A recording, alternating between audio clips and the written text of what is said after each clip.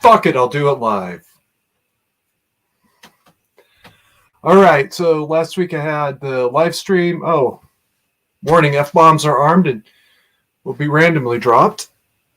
And if you're out there, say something. I'm not really expecting anybody today because it's kind of, well, I'm figuring out as I would go along here, so work with me. All right. Last Thursday, I had the live stream, and I had a poll, and I said, when would you rather I did it? Wednesday afternoon or Thursday afternoon? And the overwhelming majority was Wednesday. Okay. It was like a 2-to-1, 3-to-1 ratio, so yeah. Oh, I don't have tea, I don't have coffee, and I don't have Gatorade, so I might be a little grumpy. A new cover. I'm going to get into this right away. Back in 2004, 5, somewhere in that region, I was introduced to some people.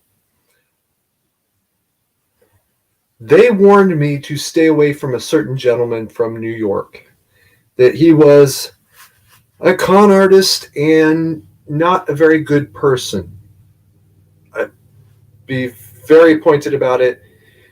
The leader of this club that I was part of made it very clear that this gentleman was not allowed to come back under any circumstances, nor were any of his friends. Okay. All right. It is what it is. I didn't know what was going on at the time.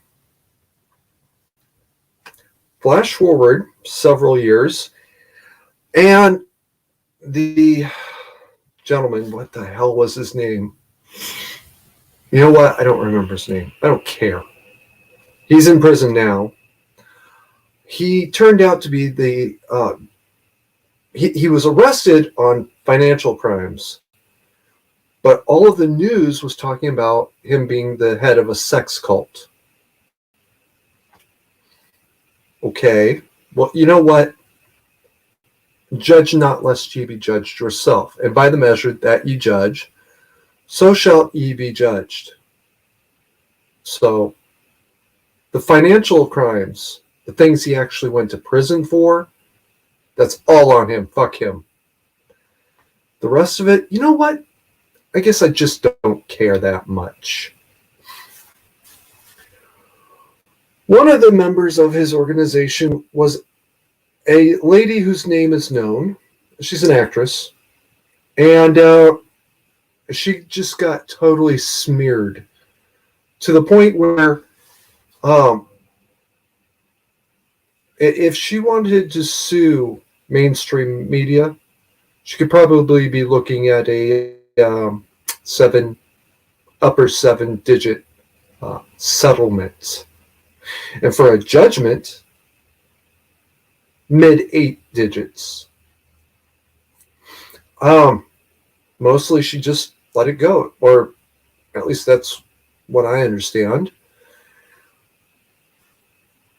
But in the process of smearing her, they got her fired from her job. She was an actress. She got her ostracized from the general society. Under the impression that she's living somewhere in the state of Michigan, trying to be relatively anonymous. And then some jackass comes along. Now, I don't know anything about this jackass. He's nobody and nothing to me. But he makes covers to mock Trump supporters, saying, make fascism great again, and make anarchy great again, and blah, blah, blah, blah, blah. He's a word you can't use on YouTube that starts with F, and that I've described myself as on occasion. You want to be an asshole? Go and be an asshole. But you know what? Your assholeness actually affected other people. One of them was this actress who got smeared. Just ridiculously. Like, they brought up shit that shouldn't have even been mentioned. And it had nothing to do with the case, by the way. Never did have anything to do with it. It was just a big fat gotcha moment there. And here's this guy doing the gotcha moment. Well, rather than run away from the gotcha, the actress that I've been referring to, Nikki, I'll go that far, decided she would start making those covers. Bear with me a second. Make Nixium great again. Now she's selling them. The link is in the description. I would consider it a very, very good and honorable thing if you ordered one. Even if you put it in your locker and forgot about it, and your kids come along, great grandkids come along in 80, 100 years and say, pull it up. What's this? Looks like an old hat. That's a bad word, by the way. Well, just throw it out. Hey, you know what? That's fine. I only got one to show support for Nikki because I support victims, not victimizers. And while people do make mistakes, all right, Nikki made a couple real mistakes. The measure of your integrity is, do you step up and own it? And if you do, you end up making covers, outselling covers of from where people have tried to drag you through the mud again. Okay, so that's the reason for this cover. And this is not a paid endorsement, by the way. She knows I mentioned that I was going to do it. I don't think she cares. I wouldn't if I were her. Okay. I'm going to be covering this again in the morning. Rest in peace, Colin Powell. I know he was a controversial character for some. And to be perfectly blunt, I understand some of that hate and malcontent myself, because I was exposed to Saddam's non-existent chemical weapons. You know, the ones he said didn't exist so he could sell a book. Yeah. You know what? I choose to think about the rest of Colin Powell. Like the Army captain who went running out of his commanding officer's tent at Idrang. Went running back to his, I believe it was battalion at the captain level.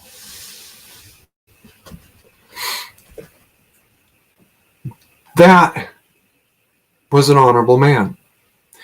The general who led the U.S.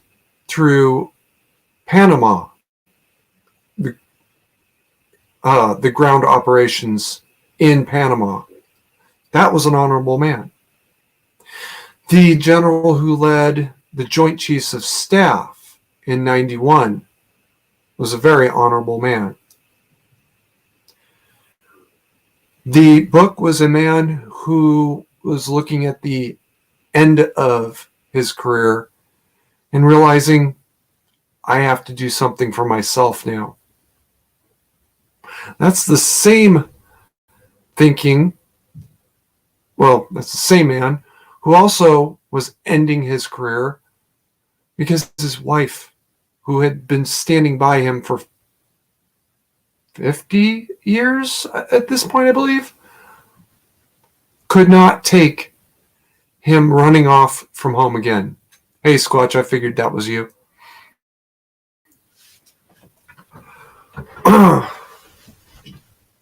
He gave up the rest of his career for his wife's sake. And you know what? I can respect that too. I can also understand the man who said that there were no WMDs in Iraq. Besides the fact that he was trying to sell a book, is it's a truth that he didn't believe. And that's the way it is. You don't have to believe the truth. It still believes you. All right.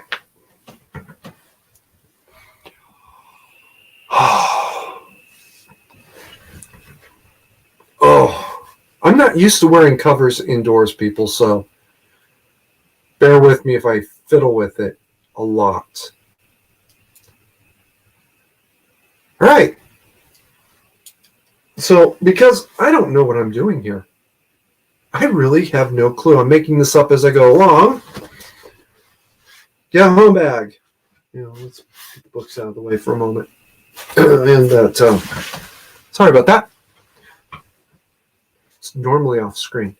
You know about this big, heavy sleeping bag that I had an opinion about it that I don't love it, but it worked. It was the lightest sleeping bag I could find, right? A couple people mentioned getting a light or a medium weight blanket. Well, I just happened to be walking through. Was it Walmart? No. Maybe it was. Maybe it was Walmart. And I saw this bag. Now, I can't show you the front because there's a name on it, and this is not a paid endorsement. For all I know, they don't want me to own their product, and they're going to be very upset when they hear that I have one, that I even have one. This is the bag. It's about chest, shoulder height for an average male. It unrolled to a nice little wrap-up sized blanket. What I'm going to do is actually sew two edges shut, turn it into basically one big bag, and then put straps to go over the shoulders. That'll hold it up onto my body if I need it. And this will go in my car. Because I don't believe in bug out bags. I believe in bug out cars.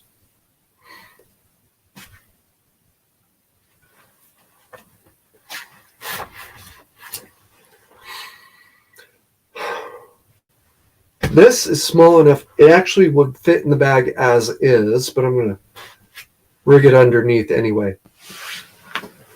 Just because because it's in a small bag of its own, and because I don't need it up in the big bag. Oh, good. Somebody's here. I want to conduct a little experiment. So, Squatch. Tell me if you can still hear me. I'm going to keep on talking for a minute and see what happens. Where was I? Okay. Look at the canvas bed rolls. They're pretty light. Okay. I'm going to take this off now. Because either it worked or it didn't. Look at canvas bed rolls. They are pretty light, sort of rainproof, and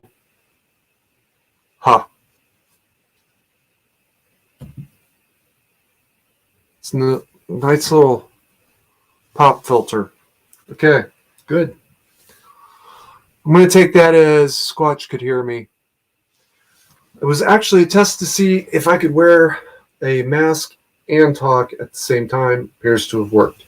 This is actually my old COVID mask until my boss told me I could no longer wear this at work because it didn't meet standard. Despite the fact that it had a charcoal filter. Yeah, it seems legit. By the way, charcoal is the basic ingredient in N90. It's not an N95. military gas masks. But okay. Sure. We'll go with that. That doesn't meet standard, but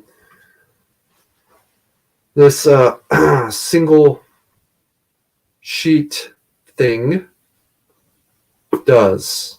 This is just a sheet. It's just a blue sheet. This medical blanket that I have here, it's heavier grade and tighter weave. But that's what I have to wear. So whatever. Oh, excuse me. All right. Like I said, I'm really making all of this up as I go along, guys, so work with me here.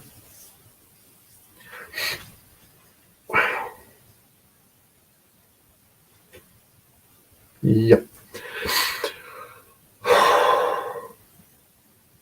Okay, I'm going to address something that's been burning at me. I don't seethe. I really don't. Until you lie to me about me, then I can seethe really hard. I was in a live stream Saturday, whatever, over the weekend. And I gave my usual canned answer. I'll actually read it exactly verbatim.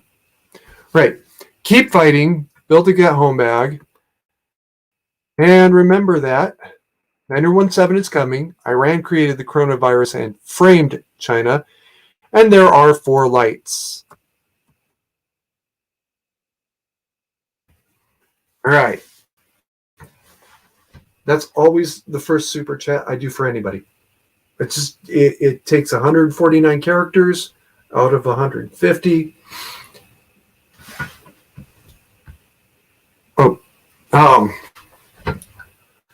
So it fits nicely, covers everything that I would want everybody to know. It's quick, it's easy. And it uses smart quotes because I did it in Word before I put it into Notepad. I dropped this into Laurel's live stream, and somebody says, I've been hearing so much about 9017. What is it? I can't find it anywhere. Well, obviously, you're not looking that hard, but moving on. Somebody who has actually read the original paper, and ladies and gentlemen, if you heard about 9017, you heard about me. I wrote that back in 2014. All right, the original version was an email in very, very early 2014. I remember that because it was still raining, to the FBI saying, this is what I think is going to happen. These are things to watch out for, right? Never got a response from them. So, okay. I tried like 3 more times that year. Okay, nothing. Flash forward to 2016. Hillary's presidential run is pretty much done. She will be the next president. This is when I actually panicked. I freaked out. And I went public with what was at this point about 1.5 years, 2 years of building and researching and hearing new things, hearing old things, and being reminded, hey, what about using boats to get across? Well, a boat to get across the ocean is a risky endeavor. Well, wait a minute, somebody converted an airplane to a boat once. Could that work again? Oh, shit, we should probably find out. That's when I reached out to the owner of the individual I thought was the owner of Cosmic Muffin, which had been Howard Hughes's boat, built from a converted, oh hell, it was a jet plane. 707? I think it's 707. And basically he said, yeah, this won't work. What he said was, taking Cosmic Muffin out into the open ocean like that would be a very high risk plan under the best of circumstances. You could do it, but you'd have to start over again with something totally new.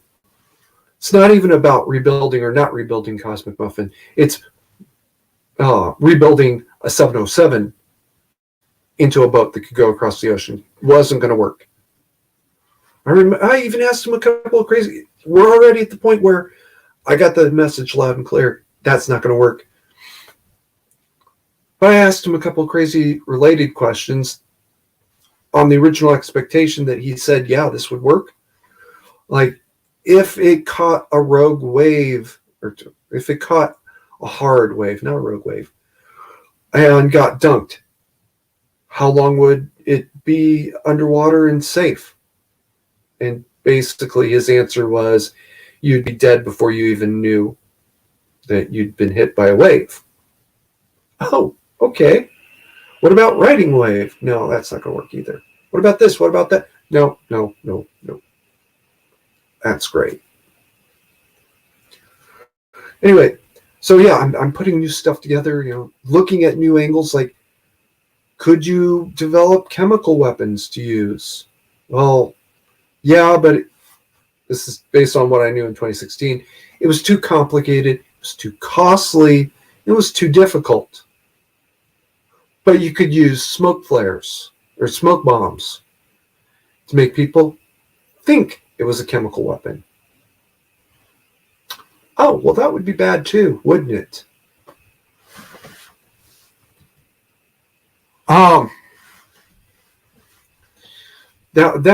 So that was things that I threw out there. Is okay. Here's another possibility, another threat, something else you should watch out for.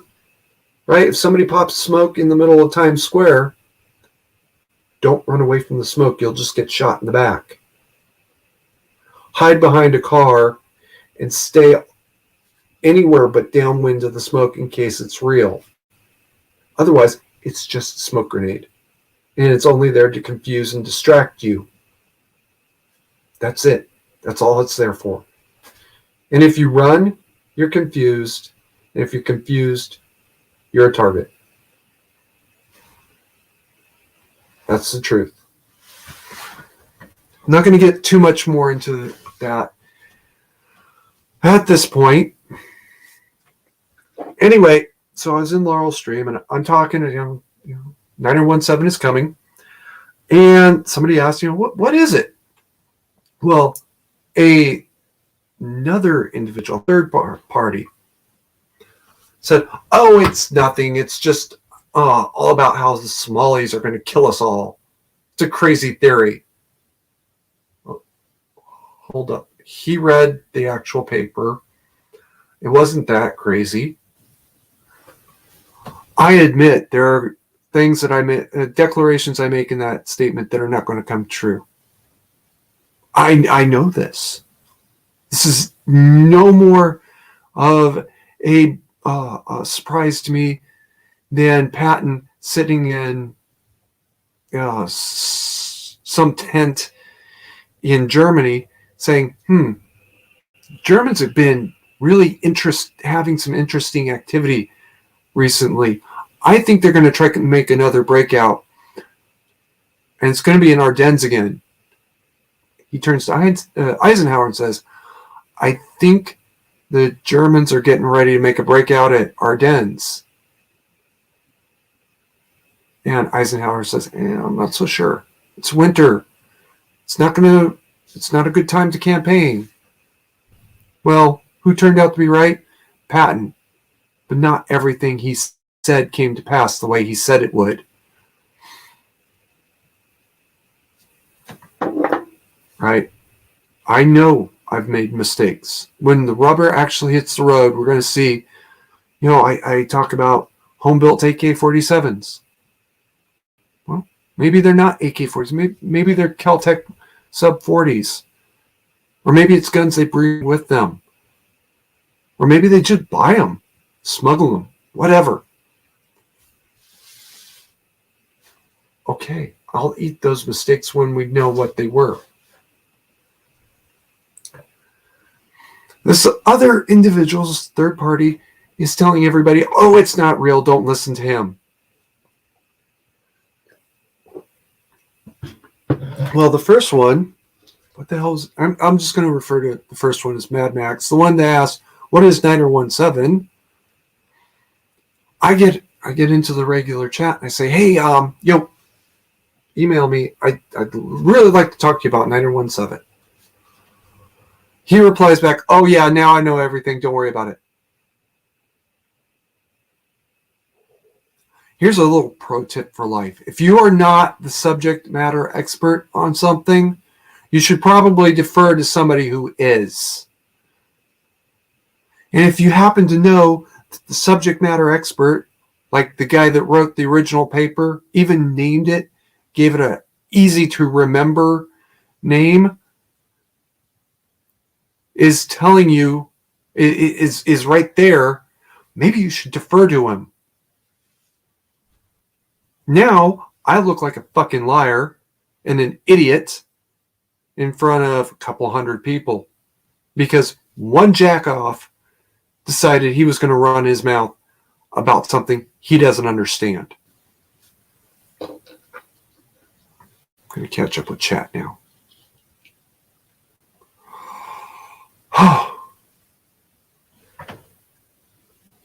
Squatch says, and add a properly trimmed piece of gray tarp and it is waterproof. Actually, waterproofing is not so much the issue.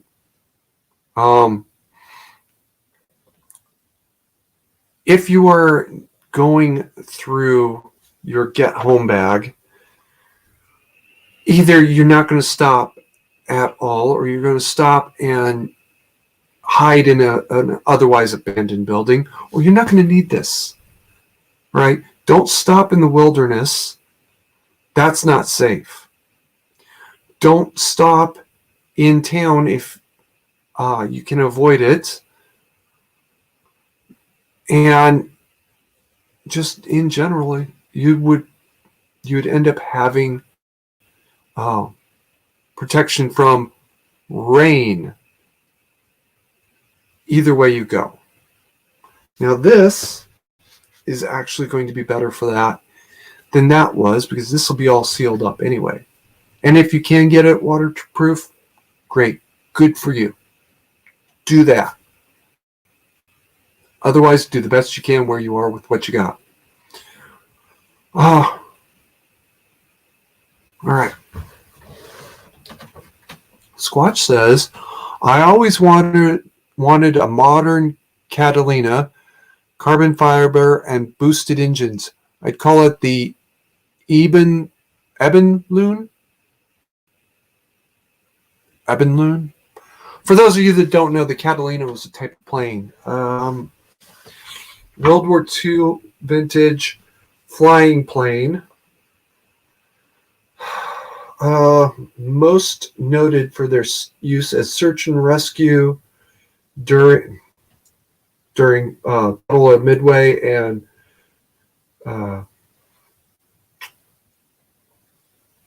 Coral Sea.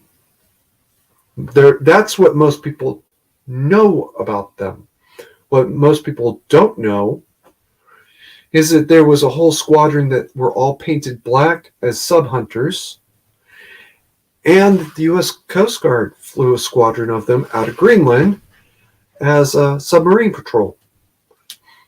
The sub-hunters were actually armed with 3 or 6, I can't remember which, 100-pound depth charges. Yeah. Coast Guard actually carries guns, people.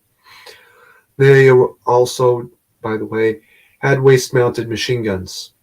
I don't know if they were 30s or 50s. I don't care. It doesn't matter right now.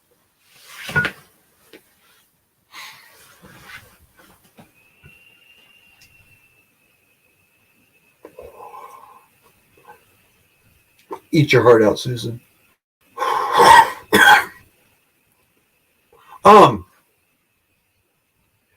And this will bring me in nice little segue into another issue. There's this very common misconception. It's not a myth. It's not a lie. It's a misunderstanding that the U.S. Coast Guard is not part of the military. In fact, the agencies that make up the original U.S. Coast Guard, the Revenue Cutter Service, Life-Saving Service, Steamboat Inspection Service, and I forgot what the fourth one was, but it was not the Lighthouse Service.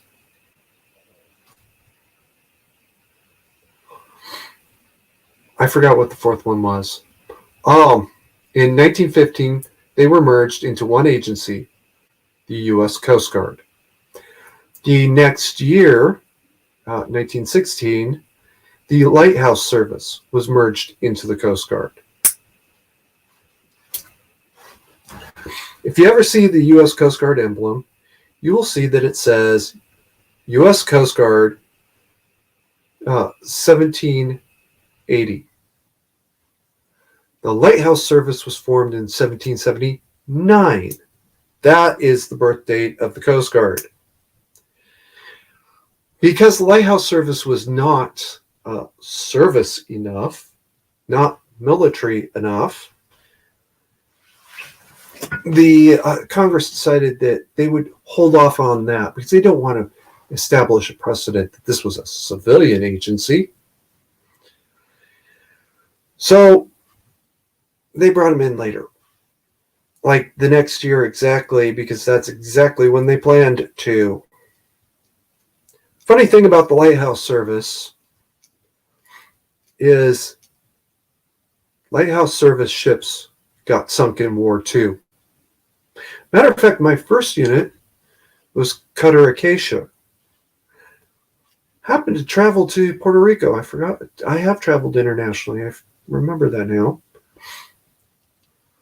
And I saw a plaque to USCGC Acacia, and I wondered, what the hell's that doing here? Acacia's up in the Great Lakes. She was. Well, it turns out that this was named for WAGL.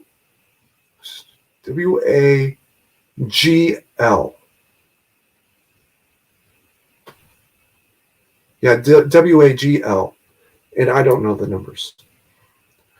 This was the original Acacia, which had been sunk in World War I. She was a Lighthouse Service buoy tender. The Acacia I served on was named for her. Oh, okay. It didn't even occur to me at the time that there could have been another one. And then I saw the plaque and I was like, oh, well, that's an interesting piece of my personal history. Eek. All right, so where does this misunderstanding that the Coast Guard is not military come from? Well, it's because it was not originally formed as a military branch. This was a time period when Congress did not want a standing army of any sort. And there was no standing army. The states had their militias, but the militia was every able-bodied male 16 years of age and over. Oh, excuse me. I think it's 16. It didn't matter who you were, where you were. There were no uniforms. A couple of the states had standing militias, but really, no. Congress did not want a standing army. They did not want a standing navy. They did not want a standing military of any sort, because That was something that despots and tyrants used, not learned men who rule by law. So, okay. They wouldn't fund a military of any sort. And they would continue to not fund a military of any sort for another 5 years. But they did need to raise revenues. So, in 1777, I believe it's 1777, then Treasury Secretary Alexander Hamilton submitted 3 reports to Congress. Now, one of them was reports on manufacturers. Report on manufacturers. It's manufacturers in the plural, not the singular, if you go looking for it. But another one was a much smaller report on raising revenue. His proposal was to impose an import duty. Any ship coming in had to declare what her cargo was, pay an amount of money based on the value of the cargo, and then they could sell their wares. Okay, this is a common thing throughout the world then, now, and forevermore. Amen.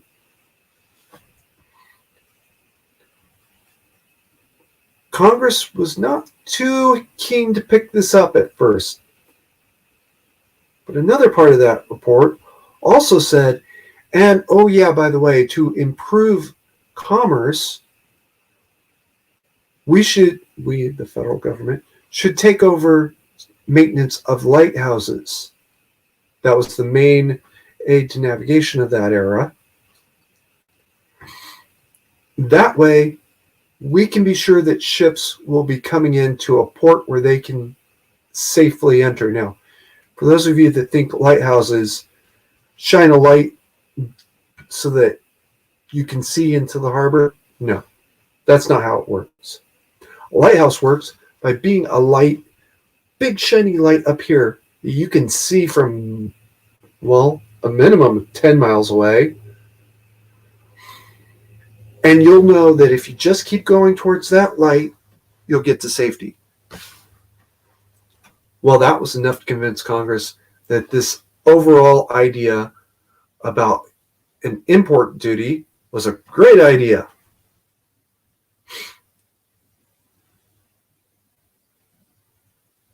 That was the formation of the Lighthouse Service, 1779. And the next year, the year 1778, I believe it is, Congress approved the formation of an agency to ensure that those duties were collected. That was the Revenue Cutter Service. Now, the Revenue Cutter Service didn't actually collect money. In fact, that's the opposite of what they did. They only spent money. Their job was to roll up and down the coast looking for anybody that was trying to make landing somewhere other than a port where a customs house was located. If you're trying to make landfall at a little inlet, your French flagged freighter is trying to make landfall at an inlet, and the nearest custom house is 40 miles north of here, you're probably not intending to make landfall for nostalgia purposes. Now, you're trying to get around the customs house. Discharge your cargo at this little inlet. Don't pay the duties or the tariffs or any other fees or fines or duties or anything else, and get out of there before anybody catches you. Purpose of the Revenue Cutter Service was to catch you. Then they'd arrest you, seize your vessel, all of your cargo, haul it all up to the custom house, and let the custom house figure it out from there, because they were the judiciary agency as well. except they really weren't. They'd hand you over to a judge to be tried and sentenced. That's neither here nor there. In short, the Coast Guard was formed to be the road construction and law enforcement agencies, two separate entities.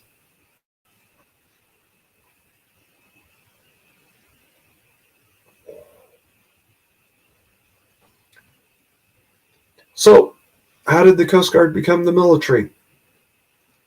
Funny story.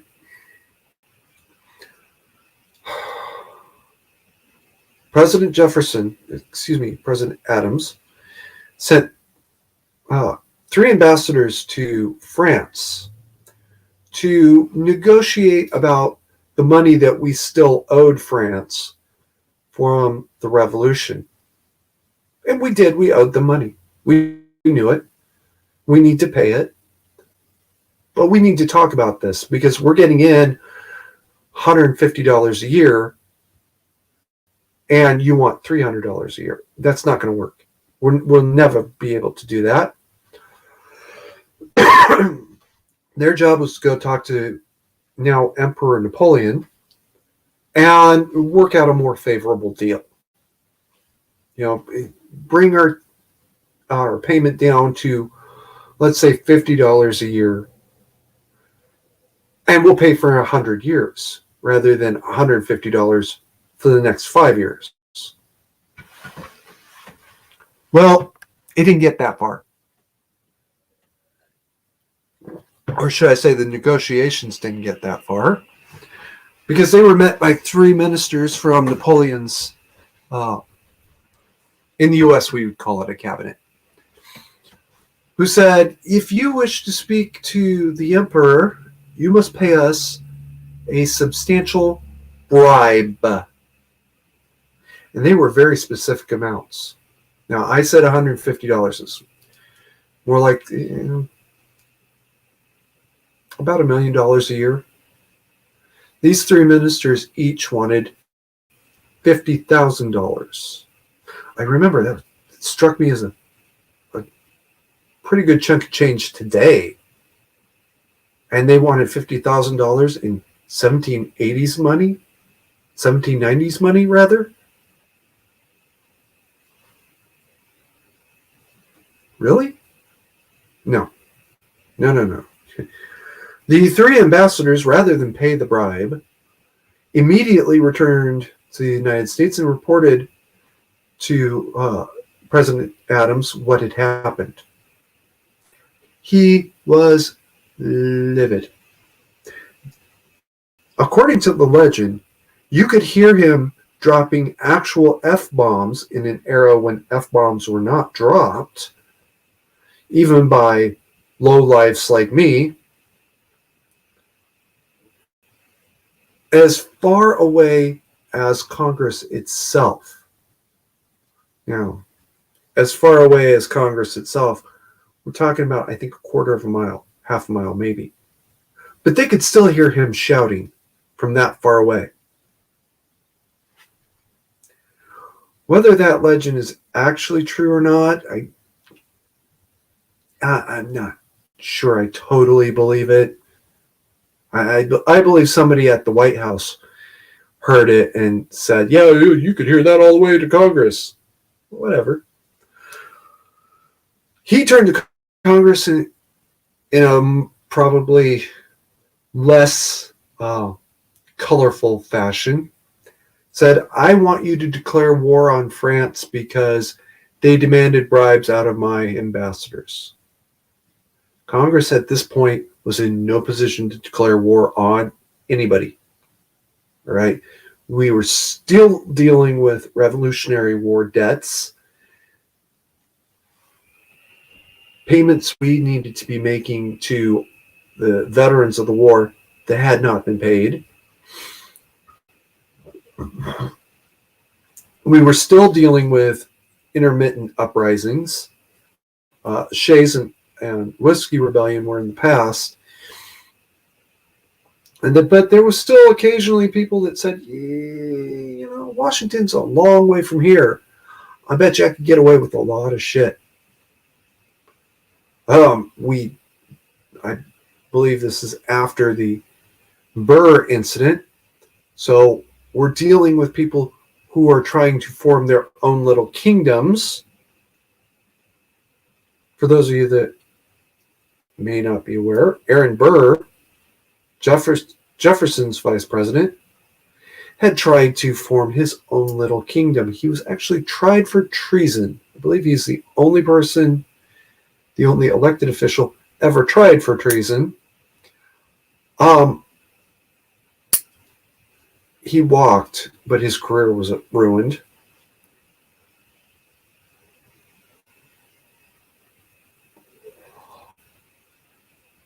Let's see. Yeah, they've got enough problems to deal with. They can't go declare war on France. That's just not going to happen.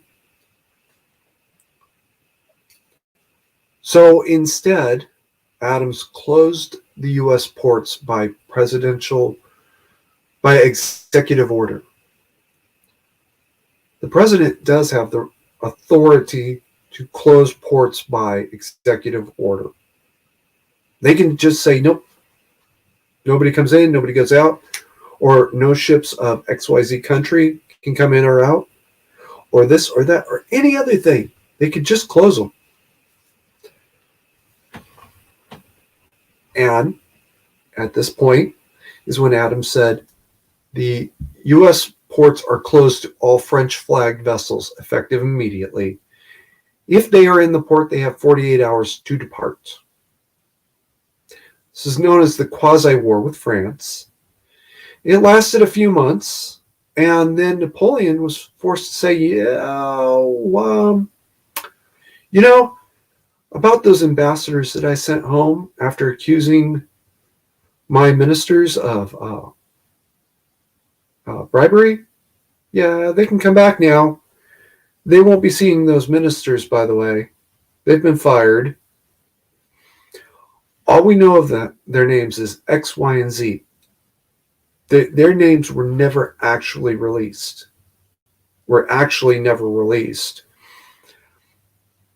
Okay. Napoleon decided to deal with this privately.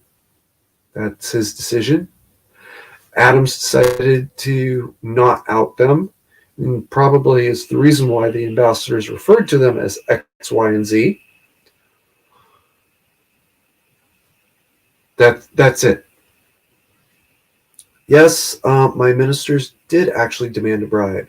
And yes, I apologize. And yes, your ambassadors may return. And I'd like to sort out this financial matter. The United States did not even have a navy, did not have a Navy ship at this point.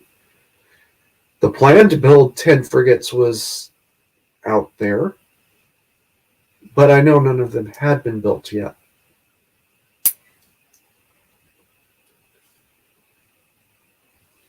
Also, it's an act of war to have a warship stop a foreign vessel. That's an actual act of war. But a law enforcement matter, totally different. The Revenue Cutter Service and Lighthouse Service cutters were thus ordered to turn back any French flag vessel that attempted to enter U.S. ports during this time frame. That was the first baby step towards the Coast Guard becoming part of the military.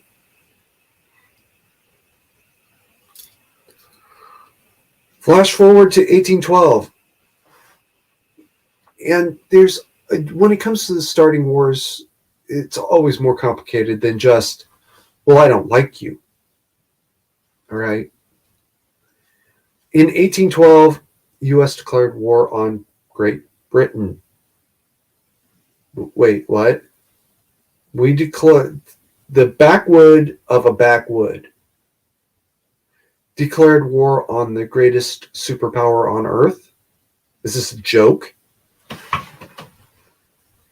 Oh, hey, Roy. Uncle Sam's Canoe Club. I've been called worse. Just today, I've been called worse than that. Anyway, 1812, we declared war on Great Britain, which was really a stupid thing to do. And we didn't have a navy. We had, I think, 3 of the 10 frigates. That's it. That's our entire navy. Well, we didn't have a navy, but we had a whole lot of federally owned ships. I think it's 20 at this point. 15 revenue cutters and about a half a dozen lighthouse cutters.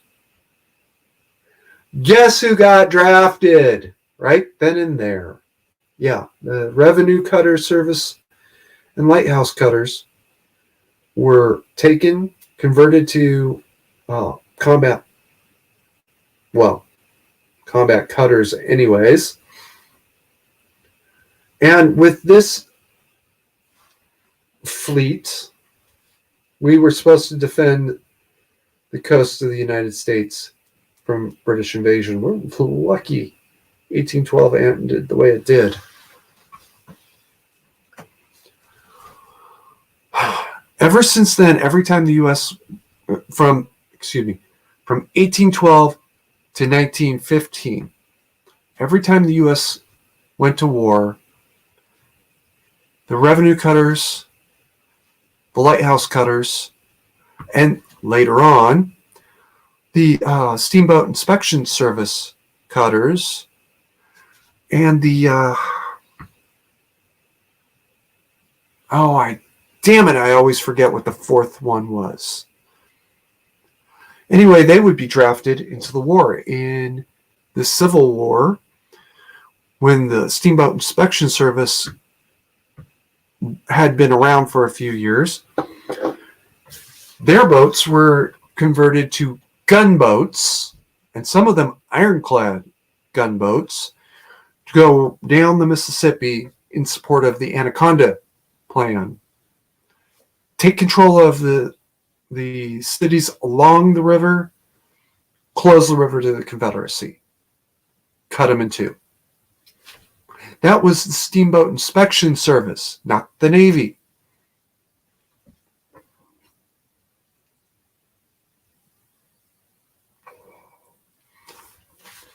By the way, the expression, damn the torpedoes, full speed ahead, is from the Civil War. And Admiral Farragut was not a naval admiral. He'd been a revenue cutter service officer. Most people don't know that. All right. That is how the Coast Guard came to be part of the military. And the longest standing part of the military. That's for you, Roy. All right.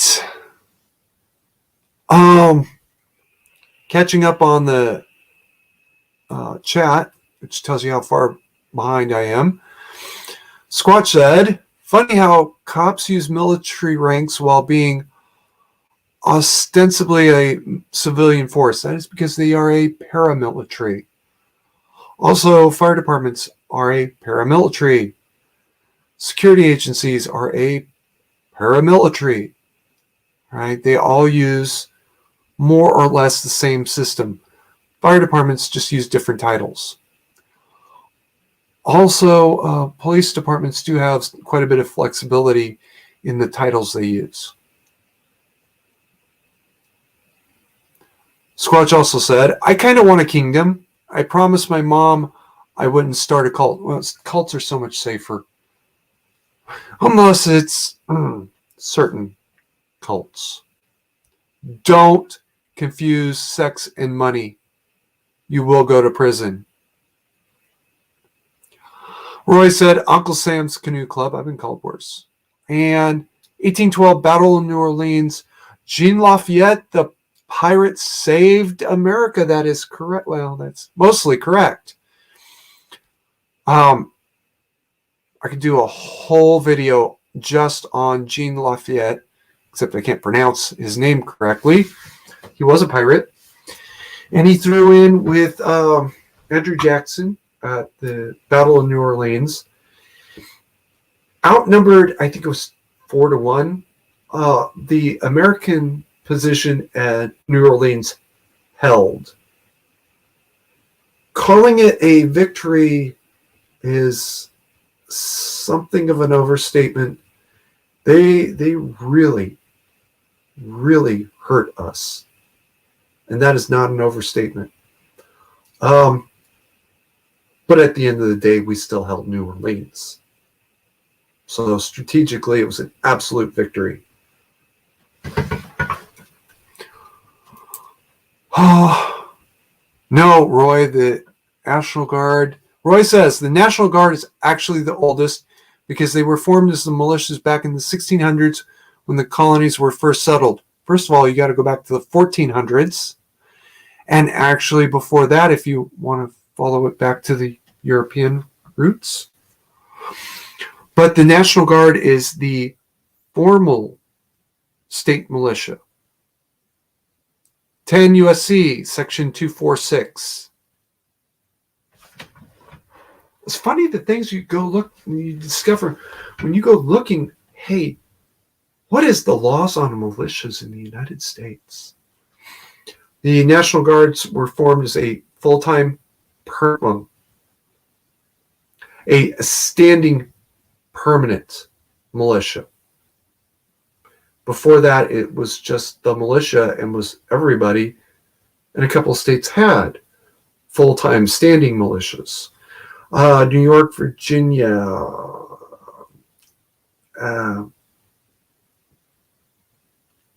New York and Virginia, I know for sure, and Maryland had standing formal militias, uniformed militias. And, you know, I could be missing somebody there. I could easily be missing one or two states that had formal state militias. The National Guard was formed as just this totally new thing, and all the formal state militias were put into the National Guard. Just like the Lighthouse Service was put into the Coast Guard. I'm just saying. Okay.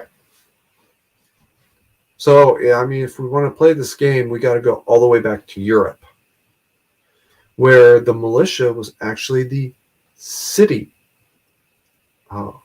militaries. Something militia actually comes from the fact that they were owned by the city. City of fill in the blank. Whatever city you want.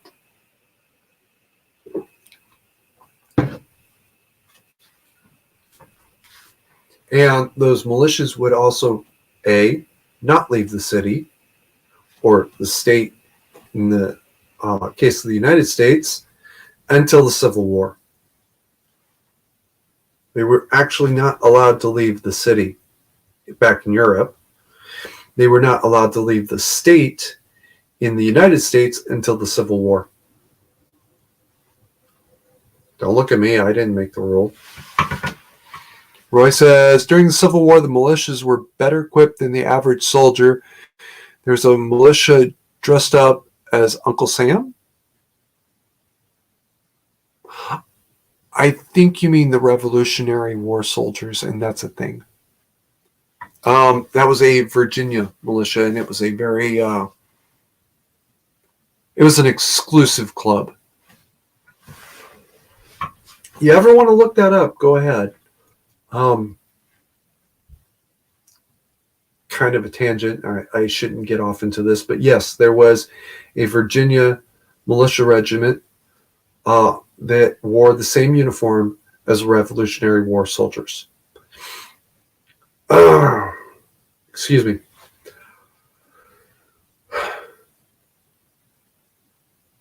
So now comes some heat, ladies and gentlemen. Do you notice that I'm smiling?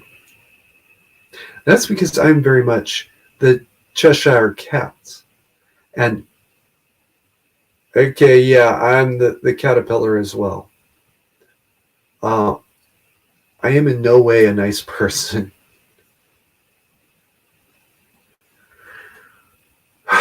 In the 1960s, I believe it was, Congress decided that they were going to form a new health agency called the Public Health Service. And for administrative reasons, they decided they were going to pawn this problem off onto coasties. Because if there's short to shrift, by goddamn, coasties are going to get it. Yeah. So they fobbed this new public health service off onto the Coast Guard. We got saddled with this thing. This should have been a completely civilian agency. No military ties whatsoever. What genius thought that this public health service belonged under the Coast Guard? I would like to meet that man and smack the shit out of him. But hey, that's what they did. Okay. So, we're stuck with this new little agency. I think it's 150 full-time employees. Yeah, it's that small. All right. I have served at units that were bigger, Coast Guard units that were bigger than the entire public health service. Okay, they were combined commands. Coast Guard Island in San Francisco is one of them.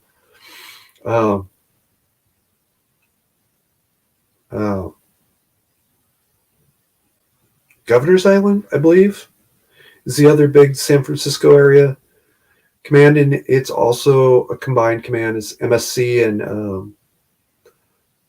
Health Services, and it's not Sector Command. PERSRU is there. There's like 4 or 5 others there. I was at the PSU at the time, so I'm bouncing around between Coast Guard Island and Governor's Island and Air Stay Sac and like 3 other places we ended up having to deal with.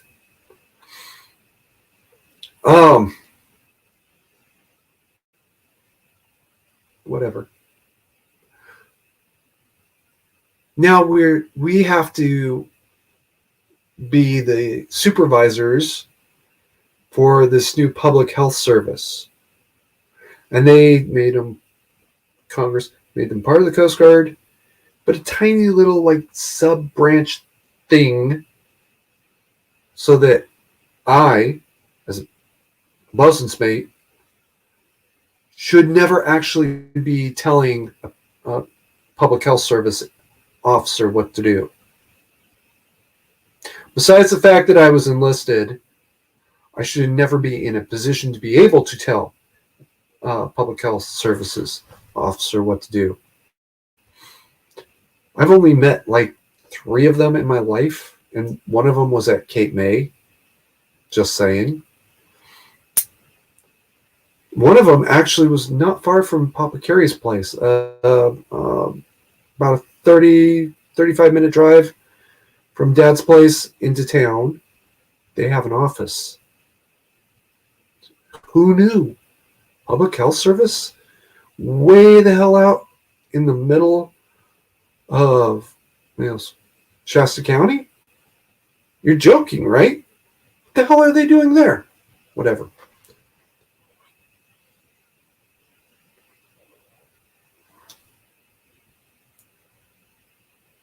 Like it or not, they are still subject to the UCMJ.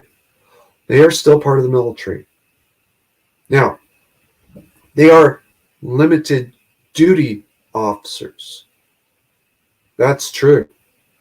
That's the reason why Petty Officer Carey was not actually able to join the public health service a couple of years ago when I was out of a job and needed one really badly. I was a coastie. I could have literally brought my own uniform. I I had all the pieces I needed except the pants. Because I don't have my ODU pants anymore. But whatever. They couldn't take me because I didn't have a degree. I was just a bosun's mate. What are they going to do with me? Yeah, oh well. And now, a couple days ago, I started seeing people talking about this new 4-star admiral whose name will not be said on this channel ever, because that is no admiral. And, by the way, there are some other questionable claims involving this individual. You know the ones I'm talking about. The ones you can't say on YouTube. Yeah, that one. This individual had previously been a Surgeon General for Pennsylvania, I believe it was, but had never even seen the inside of a military base. Has this individual ever even seen stock footage of the inside of a military base? I'll bet you the answer is no. And was nevertheless appointed a 4-star admiral. Are you fucking kidding me? Literally less than 0 military experience. All right? My kids have more military experience. At least when I say the head and the deck and the bulkhead, they don't pretend to not know what I'm saying. They know exactly the words I'm using. They know exactly what they mean. And they don't sit there and try to bullshit me about, I don't know what that means, Dad.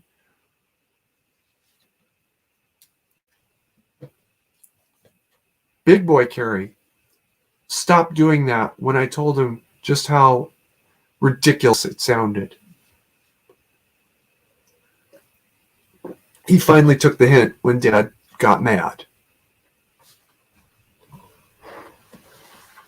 And yet this 4-star admiral, if you said bulkhead, would look at you like you were retarded. I gotta put this one out there. How many 100 paintings did you buy, Admiral? And don't expect me to salute you, because it will not be happening. In or out of uniform.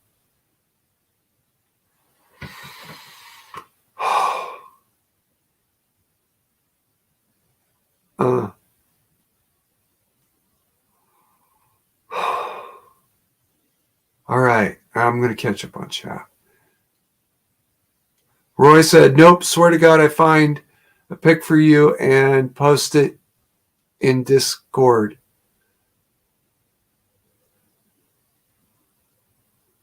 Okay. That was in reference to the militia dressed up as Uncle Sam. I've really got to see that. I do know about the George Washington Regiment. I think it was Regiment. Squatch says, hey, Carrie, I'm getting in the hot tub. I'll be listening, but can't type. Hey, that's fine.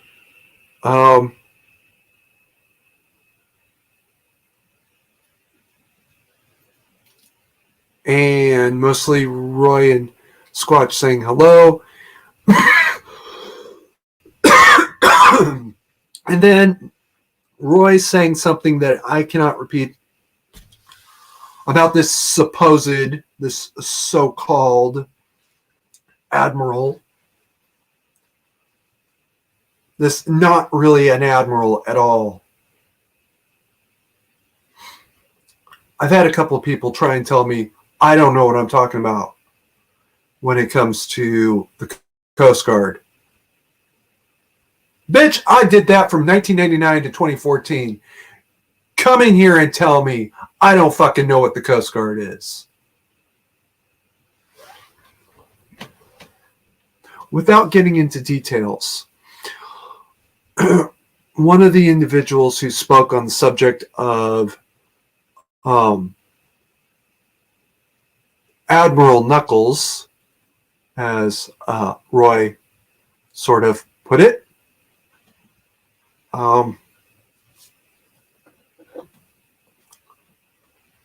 I can say this much, Viva Free.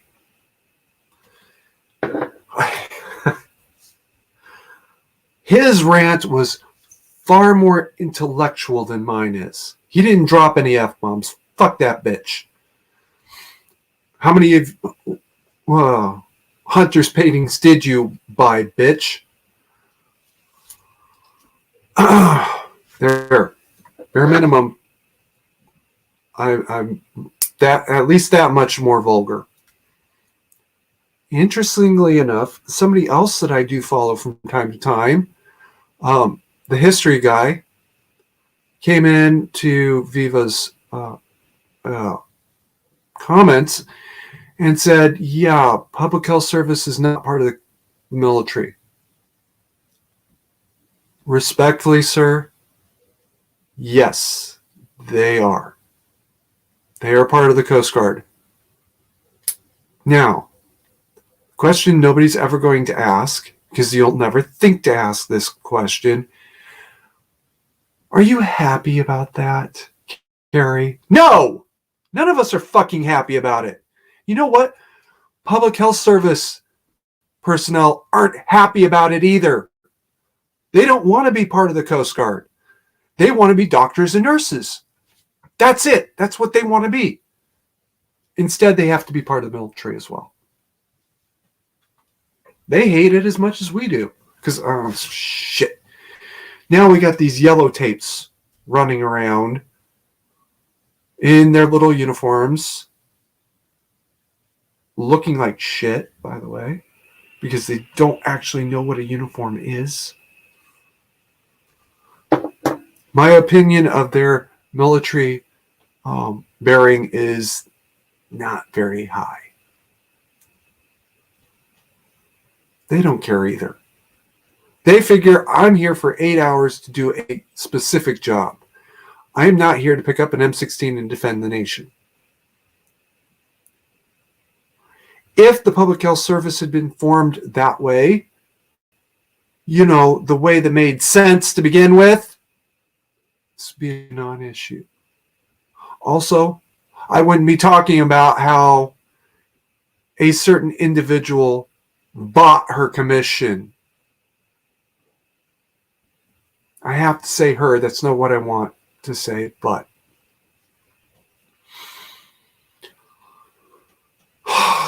anyway, funny thing about buying your commission. Most people don't know this. In the British Army, until just before World War I, you did buy your commission. You had to pay a big chunk of money to be promoted from lieutenant to first lieutenant to second lieutenant. I think that is Roy. Check me on that. To captain, to lieutenant colonel to general. And you'd eventually get all the money back as in the form of your pay. But you did have to pay that money up to get that commission. U.S. Army, U.S. military in general, has never worked that way. That has never been part of our system. Now, remember, the Coast Guard is a maritime service, a naval service, a sea service, right? The British had a navy. They did not have a coastal patrol service except for local agencies until the turn of the 19th century, turn of the 20th century rather. So basically, yeah, all they ever had was a navy. In the Navy, you did not buy your commission.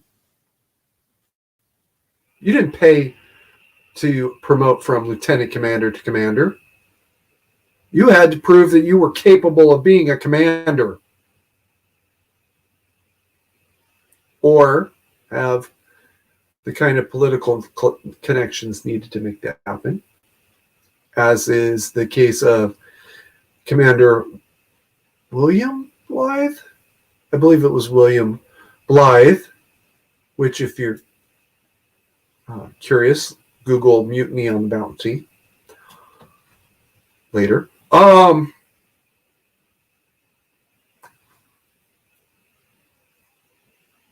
And yet, somehow, this Voldemort became a 4-star admiral.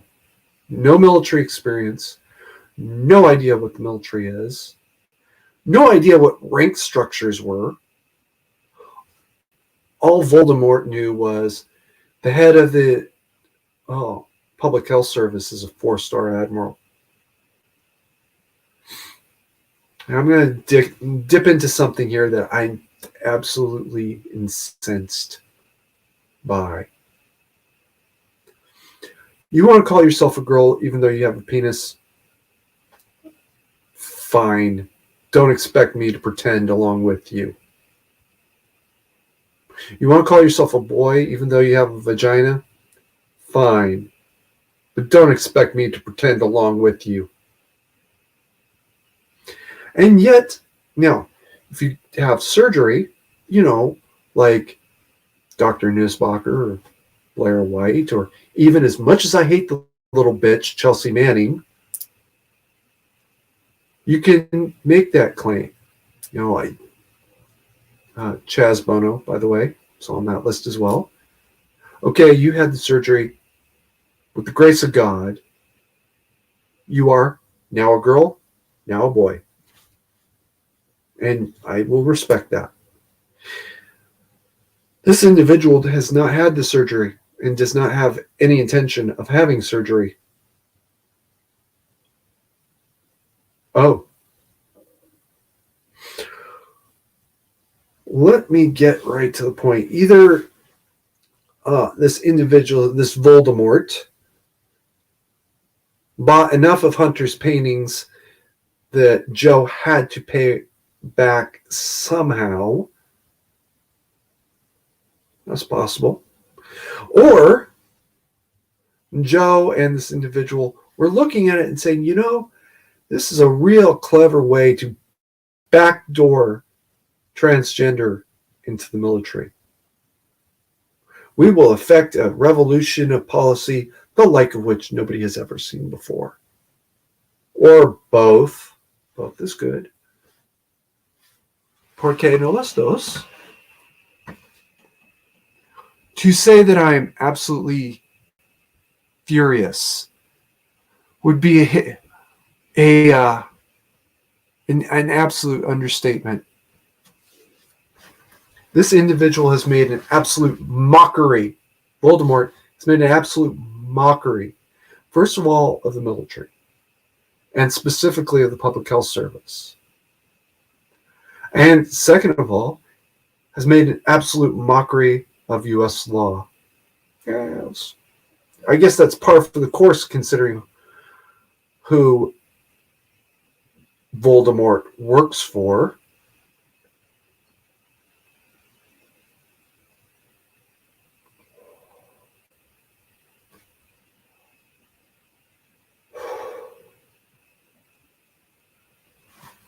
But it is what it is now. We have a fake admiral and a fake woman who's working for a fake president.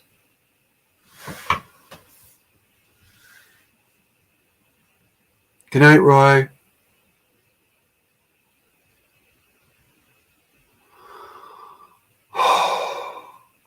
Okay, Roy had said the pic I remember was painted in my dad's book collection. I would have to look there.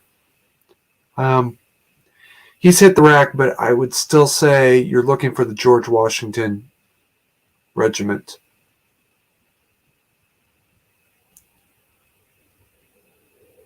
And then you, sir, don't know what the Puddle Pirates is?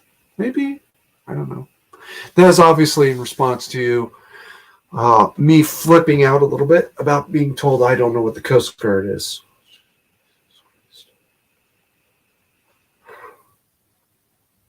You know, the great and grand irony of things. I didn't join the Coast Guard because I had no other choices. Nobody actually gets drafted into the Coast Guard, not even during World War II. If you really wanted to join the Coast Guard, you either had to be good enough or prior service. And within that, there is definitely a pecking order. You want to get into the Coast Guard as a prior service, go Marine. Yes, you can join the Air Force and then join the Coast Guard along with the rest of the military. But realistically, no. You want to get and make sure you can get your foot in that door, go Marines.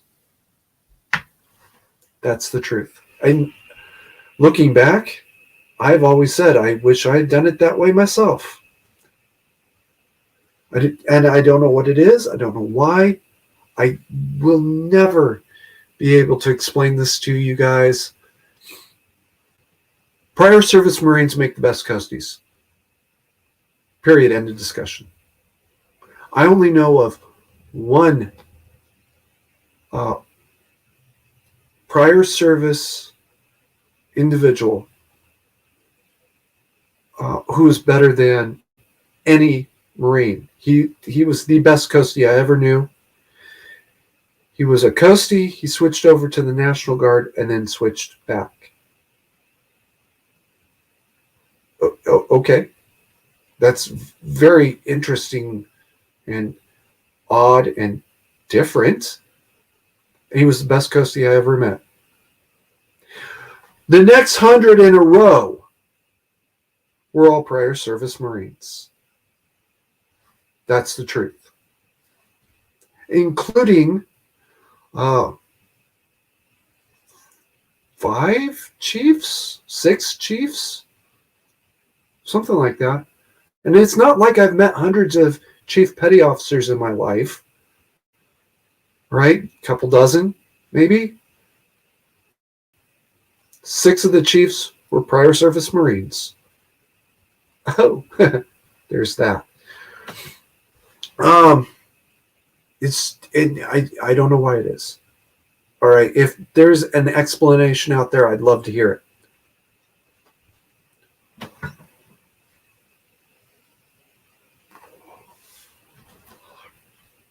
And by the way, guys, Roy was just joking about me not knowing Puddle Pirates. I actually hate that one. But anyway. All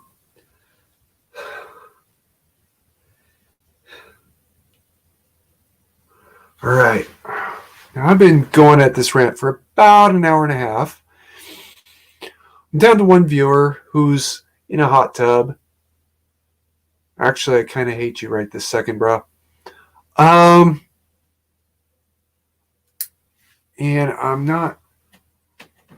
I think I'm going to start winding down.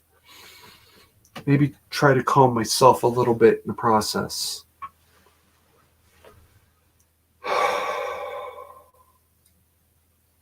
So, I want to reiterate, I would consider it a personal favor to me if you would order one of Nikki's covers.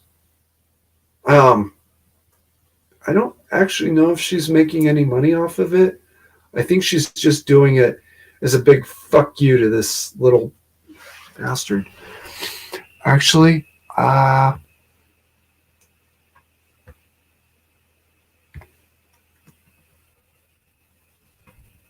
LJ Chauvin.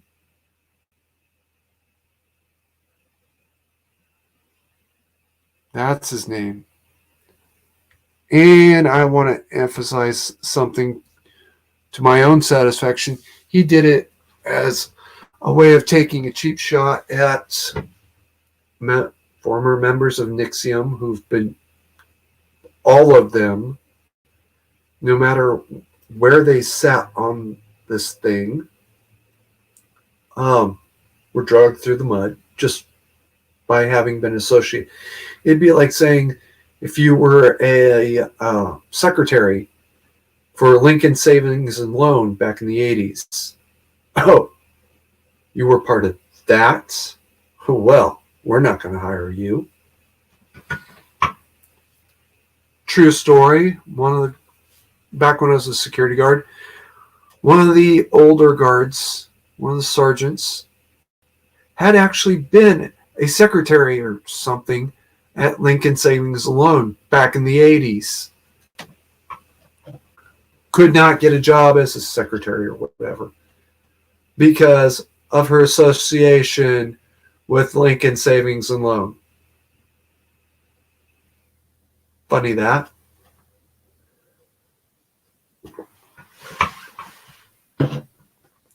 So, yeah, he just did this as an excuse to drag them through the mud again. And in the process, take a cheap shot at Trump supporters, which, by the way, most NXIVM, these sort of people who joined NXIVM tend to not be Trump supporters. Yeah, I gave $25 to somebody who hates Trump. So, actually, that's not fair. I don't know if she hates Trump or not, but she doesn't seem to. She certainly made no comment about liking him. And some of her other comments have been fairly liberal, very liberal in nature.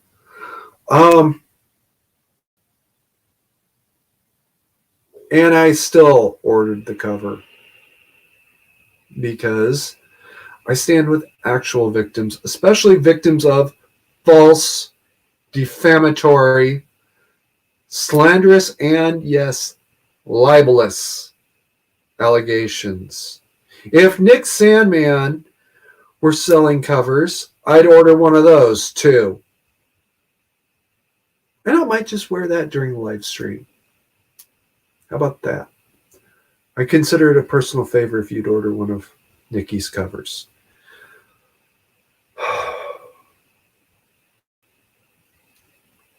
The Public Health Service new boss is not a 4-star admiral, is legitimately is a doctor. That's true. A pediatric doctor, I believe. Pediatric or podiatrist? Or a foot doctor. I'm not sure which. I'm pretty sure pediatric though. Kids. But is not a woman and is not a 4-star anything except jackass. 4-star jackass. Roy, if you're still listening in, I'd love to see if you could do some art on that one. A little bit mad. So I admit that. I'm a little bit furious.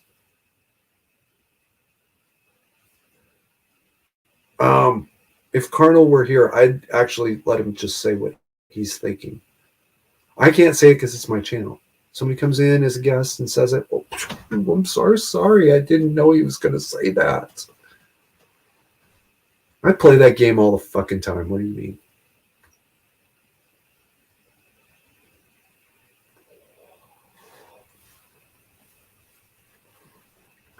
Especially for those of you that remember Carnal's first live stream.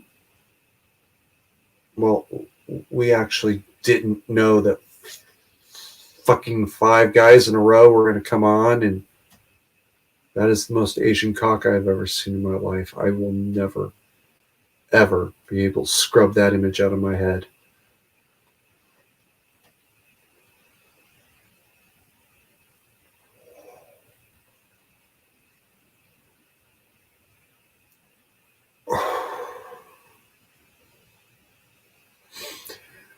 All right. So I'm going to wrap up with some practical advice. Get your get home bag ready. Get your bug out gear ready. Now, if you are in a position where you're able to load your bug out gear up into your car or into a vehicle, just go ahead and do that. I am right. I other than like about 75% of my building is taken up by a business. I live alone. Okay. Um, I don't. I'm not married. My kids don't live with me. I'm divorced. My kids live with their mothers, so I don't have to account for that, right? So my bug out gear is loaded up into my car. Which, by the way, I should probably tear that apart and repack it, clean it out a little bit. Um, Excuse me. Oh, damn it. Mm. That was my lunch hitting back at me. Um, get home bag together and ready. And by the way, you notice that mine is red. Don't do that. Mine is red because the original bag was red.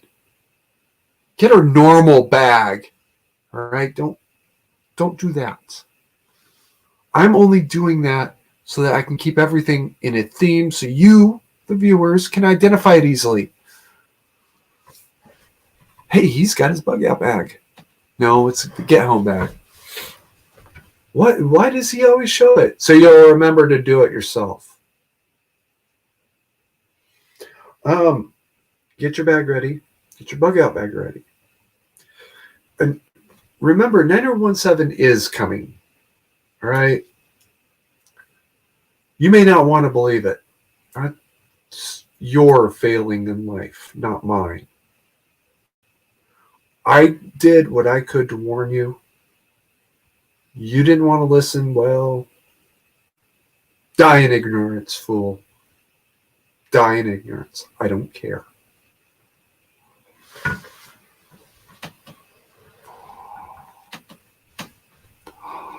All right, we just hit the hour and a half mark, and I'm going to go ahead and wrap it up. This was a first time experimental, right, Wednesday stream to see if it was going to work at all. I'm going to throw this out there. Live streaming is a lot easier when you have a guest. So I would love to hear some volunteers. Otherwise, I'm going to have some voluntold who will ignore me as well. In the meantime, ladies and gentlemen, keep calm and mandatory carry on.